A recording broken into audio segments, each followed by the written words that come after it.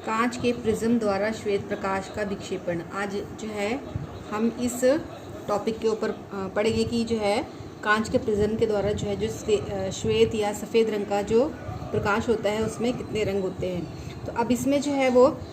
जैसे आपने इंद्रधनुष देखा होगा तो इंद्रधनुष में जो है वो 7 रंग होते हैं। तो उसी तरह से जो है वो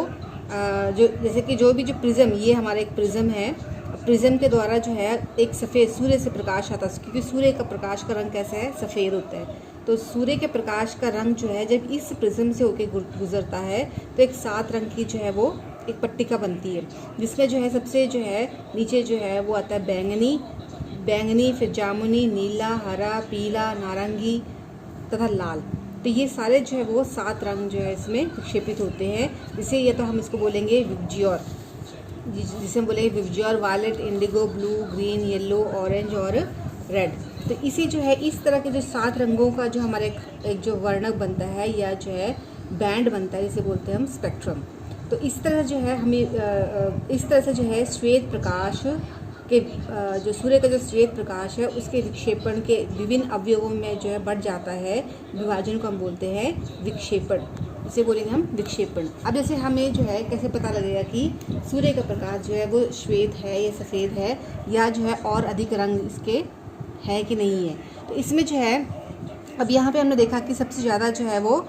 कौन सा रंग, जो बैंगनी रंग सबसे ज़्यादा झुकता है और जो लाल रंग है वो सबसे कम झुकता है। जबकि जो है इस अलग अलग रंग जो है वो अलग अलग जो है वो कोणों से जो है वो झुकते हुए दिखाई देते हैं और एक सुस्पष्ट हमें जो स्पेक्ट्रम दिखाई देता है। तो अगर जो है इसमें और अधिक वर्ण नहीं है तो हो भी सकते हैं। इसका पता लगाने के लिए जो हमने 2 जो है प्रिज्म लिए, एक को हमने सीधा रखा और दूसरे को जो है हमने उल्टा, उसके सापेक्ष जो हमने उल्टा रखा। जब एक श्वेत प्रकाश जो है सूर्य की प्रकाश इसके ऊपर पड़ती है तो इसमें जो है वो 7 रंग का वर्णक यहाँ पे बना, और जब ये 7 रंग फिर से जो है इस दूसरे प्रिज्म से जो है गुजरता है तो हमें दूसरे पर्दे पे जो है वो श्वेत रंग या सफ़ेद रंग जो प्राप्त होता है। इससे पता चला कि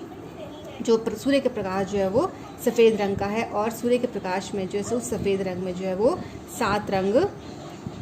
मौजूद है या 7 रंगों का जो है एक स्पेक्ट्रम बनता है, जिसे बोलते हैं श्वेत प्रकाश। तो इस तरह से जो है अब यहाँ पे देखते हैं इंद्रधनुष जो है वो हमें कब दिखाई देता है, जब जो है वर्षा होती है या थोड़ी थोड़ी वर्षा हो रही होती है और साथ में जो है सूरज भी जो है आकाश में दिखाई देता है, तब जो हमें एक इंद्रधनुष दिखाई देता है। ये इंद्रधनुष जिसमें 7 रंग होते हैं। तो ये कैसे बनता है, ये वायुमंडल में जो है, क्योंकि जब वायुमंडल में जो छोटी छोटी बूंदें जब गिरती रहती हैं तब क्या होता है कि जब सूर्य का प्रकाश जो है वो बूंदों से आपतित होता है और यहाँ से जो है वो अंदर प्रवेश करके फिर से इसमें जो है वो इस बूंद के द्वारा जो आंतरिक परावर्तन, मतलब कि जब ये अंदर घुस जाता है तो ये यहाँ बाहर नहीं निकलता, परंतु जो है ये वापस जो दूसरी कोने से टकराकर जो वापस जो हमें ये किरण जो वापस निकलती है और ये किरण जब निकलती है तो इस यहाँ पे हमें जो है वो 7 रंग के जो है एक स्पेक्ट्रम या इंद्रधनुष दिखाई देता है। और इंद्रधनुष जो है हमेशा जो है सूर्य की जो है उल्टी दिशा में, जैसे यहाँ पे सूर्य है तो उसकी उल्टी दिशा में जो हमें इंद्रधनुष दिखाई देता है। अगर जो है हमारे सूर्य जो है वो अगर हमारी पीठ के पीछे है तो हमें जो इंद्रधनुष जो हमें सामने दिखाई देगा। तो ये जो सब किसके कारण इसे सूर्य जो इंद्रधनुष जो बनता है वो किसके द्वारा बनता है, आंतरिक परावर्तन, मतलब कि पानी की बूंद के आंतरिक परावर्तन से वो ये यहाँ ये परावर्तन हो रहा है और इसके द्वारा अंदर से फिर से परावर्तन से बोलते हैं आंतरिक परावर्तन के द्वारा जो है ये जो है हमें विक्षेपित हो रहा है और इसके कारण हमें 7 रंग हमें दिखाई दे रहे हैं। अब वायुमंडल अपवर्तन कहते हैं कि जैसे कि जो है वायुमंडल में जो बहुत सारी गैसें हैं और लगातार जो हमें कोई चीज़ जो है वो गर्म, जैसे वायु जो है गर्म होकर ऊपर उठती है और ठंडी हवा जो है वो नीचे की तरफ आती है, तो अनेक जो है उसके कारण अनेक भौतिक क्रियाएँ होती हैं। जैसे जो है इसमें क्या है, परिघटना, जैसे हम हो सकते हैं तारों का टिमटिमाना, तारे क्यों टिमटिमाते हैं, क्योंकि तारे जो है जब तारे जो है एक तो वायुमंडल अपवर्तन के कारण जब तारे टिमटिमाते हुए हमें जो है प्रतीत होते हैं, क्योंकि तारे जो है वो वायुमंडल से बहुत ही दूर है। तो जैसे माना कि अगर असली जो उसकी जो स्थिति है या असली पोजीशन जो यहाँ पे है और तारा जो हमें ऊपर इससे जो है ऊपर उठता हुआ दिखाई देता है, क्योंकि वायुमंडल अपवर्तन के कारण जब प्रकाश जो है वो उसको बहुत सारी परतों से होते हुए जो गुजर के जो है हमारी आँख तक पहुँचना होता है, जिसके कारण क्या होता है, वायुमंडल अपवर्तन के कारण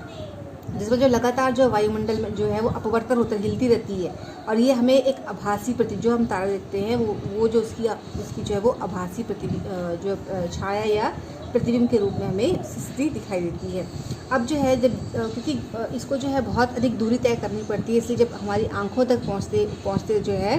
ये काफ़ी परतों तक जो है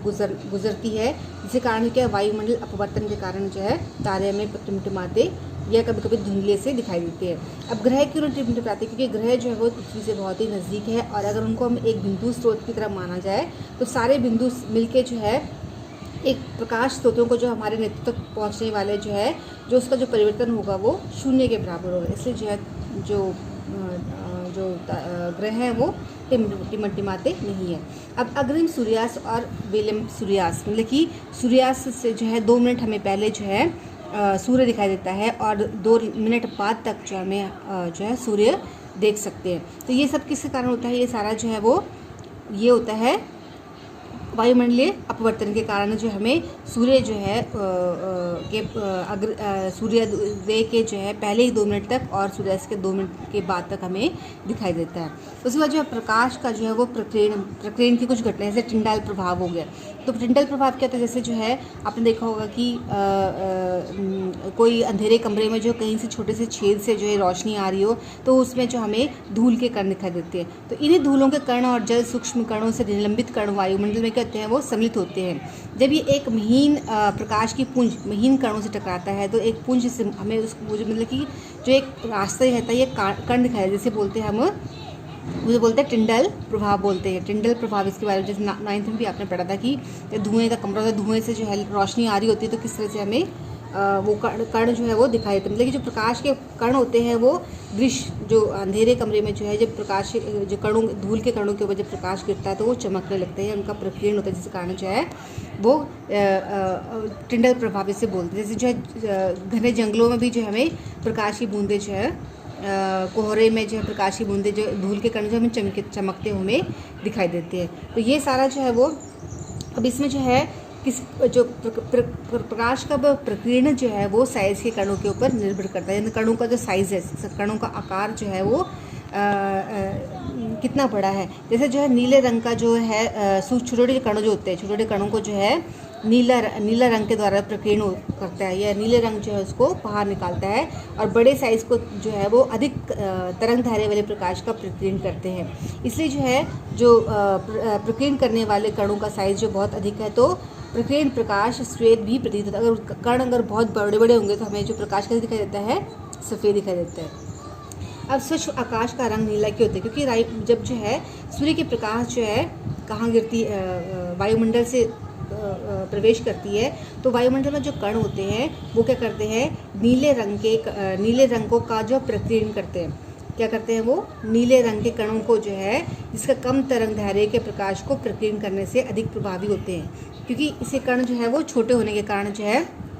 जो नीले रंग का प्रकीर्णन अधिक करते हैं। इसलिए जब भी जो सूर्य का प्रकाश वायुमंडल से गुजरता है तो हमें जो है आकाश जो है वो हमारे आंखों में नीले रंग का जो है दिखाई देता है। यदि पृथ्वी जो है वायुमंडल अगर पृथ्वी पर वायुमंडल नहीं होता तो क्या होता था? तब जो है वहाँ पे कोई प्रकाश का जो है वो प्रकीर्णन नहीं होता, और हमें जो है जो आकाश इसलिए क्या होता है, जैसे जो है आकाश या अंतरिक्ष में क्या होता है कि वहाँ पर वायुमंडल नहीं होता है, वायुमंडल नहीं होने के कारण जो है वहाँ पे प्रकाश का प्रकीर्णन नहीं होता है, और इस कारण जो है वहाँ पे वायुमंडल जो है जब अंतरिक्ष में यात्री आते हैं तो उन्हें जो वायुमंडल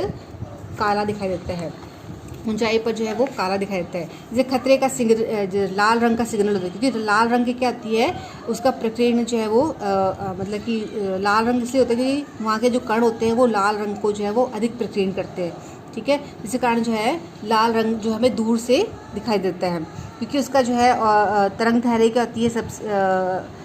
सबसे कम जो है प्रकीर्णन करता है। जो लाल रंग के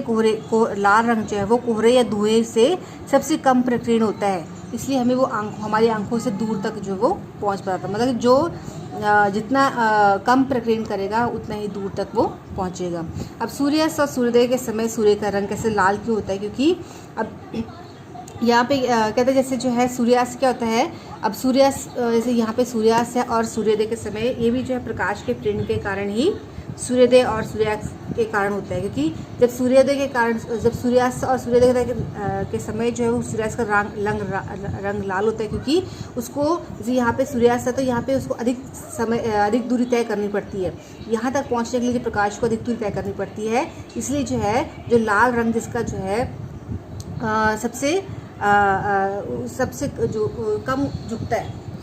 झुकता है वो हमें जो है वो अधिकतर, और उसका तरंग दैर्घ्य क्या होती है, सबसे अधिक होती है और प्रकाश के प्रकीर्ण को कम करती है, जिसके कारण जो हमें लाल रंग जो है वो सूर्यास्त और सूर्योदय के समय दिखाई देता है। उसी तरह जो क्षितिज और जो हमारे जब हमें क्षितिज के ऊपर जो हमें लाल रंग का दिखाई देता है, क्योंकि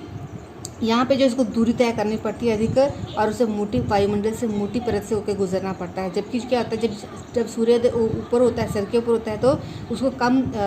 दूरी तय करनी पड़ती है प्रकाश को। इसका जो है वो प्रकीर्ण जो है वो सिर्फ बैंगनी और नीले का जो बहुत कम प्रकीर्ण होता है, तो उसके कारण हमें जो है वो सफ़ेद रंग का जो है वो हमें प्रकाश हमें दिखाई देता है। सूर्य से किरणें, आने वाली किरणें हमें सफ़ेद रंग की दिखाई देती है। इसलिए जो है क्षितिज के समीप नीले तथा कम तरंग दैर्घ्य के प्रकाश का अधिकांश भागों कणों के द्वारा प्रकीर्ण हो जाता है। मतलब किसमें कौन का प्रकीर्ण करता है, नीले और कम तरंग दैर्घ्य वाले का जो है प्रकीर्ण कम होता है। इसके कारण क्या होता है कि नेत्र तक पहुँचने वाला प्रकाश जो है वो अधिक तरंग दैर्घ्य का होता है, और इसलिए ये तो हमने पहले पढ़ लिया था कि सूर्योदय और सूर्यास्त के समय जो है रक्तताप प्रतीत होता है, क्योंकि वहाँ पे क्या तरंग दैर्घ्य क्या होती है, उसकी लाल रंग की तरंग दैर्घ्य क्या होती है, अधिक होती है, और उसका जो है प्रकीर्ण कम होता है, और उसको जो है ताकि जो अधिक दूरी तय कर सके। तो ये हमारा पाठ खत्म हो गया। तो इसके जो प्रश्न उत्तर आपने देख लेने, कर लेने, इसके प्रश्न उत्तर अब आपको समझ में आ गया होगा ये पाठ अच्छी तरह से। ठीक है, ये सारे प्रश्न जो है अपने आप कर लेने, समझा लिए और कर लेने।